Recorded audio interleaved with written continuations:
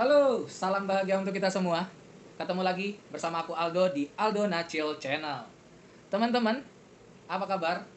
Pastinya baik-baik aja kan ya semua. Kali ini aku akan menjelaskan tentang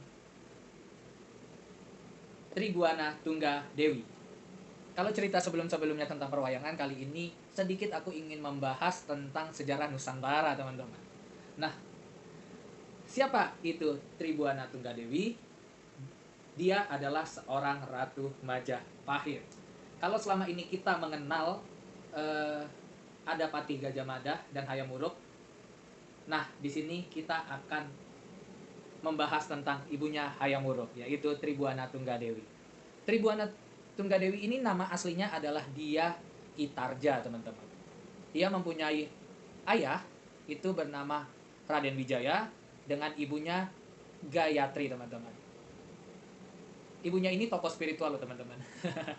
Nah, dan lahirlah Tribhuwana Tunggadewi ya dengan nama asli Gitarja. Nah, dia mempunyai anak itu salah satunya adalah Hayam Wuruk yang menjadi raja selanjutnya, teman-teman. Nah, kalau teman-teman ngelihat selama ini bahwa kalau Gajah Mada tandemannya adalah Raja Hayam Wuruk gitu ya. Nah, sebenarnya di masa kejayaan Gajah Mada itu adalah masa kepemimpinan Tribhuwana Tunggadewi, teman-teman. Nah, disitulah Majapahit sangat berjaya ya, teman-teman ya, di masa kepemimpinan Tribhuwana Tunggadewi. Nah, ada cerita, teman-teman, waktu itu pertama kali Tribhuwana Tunggadewi itu ngejabat, ngegantiin saudaranya, teman-teman. Ada masa di mana pemberontakan Sedeng dan Keta, teman-teman. Nah, disitulah peran Tribhuwana Tunggadewi ini sangat terlihat ya, teman-teman, sangat terlihat. Di mana Tribhuwana Tunggadewi ini turun langsung, mimpin langsung pada saat itu ya, karena dia ngerasa pemberontakan Sedeng dan Keta ini adalah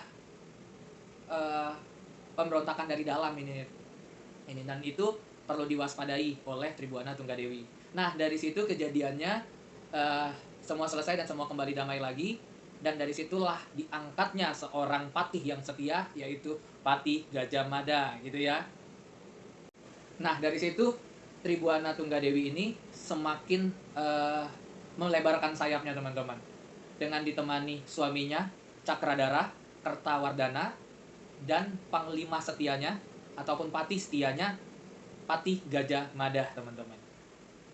Nah, dari situ Majapahit semakin dikenal, semakin terlihat ya. Dan berikut beberapa rekam jejak dari Ratu Tribhuwana Tunggadewi. Itu adalah penyelesaian masalah di Sedeng dan Keta, terus penalukan Bali dan Nusantara Timur, terus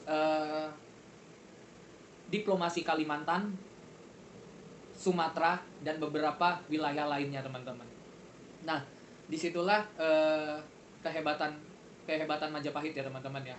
Nah, waktu diangkatnya Gajah Mada jadi patih, disitulah juga sebenarnya Gajah Mada mengucapkan sumpah yang terkenal, teman-teman, sumpah yang fenomenal, yaitu Sumpah Palapa, bahwa dia tidak akan menikmati kesenangan terlebih dahulu sebelum Nusantara bersatu.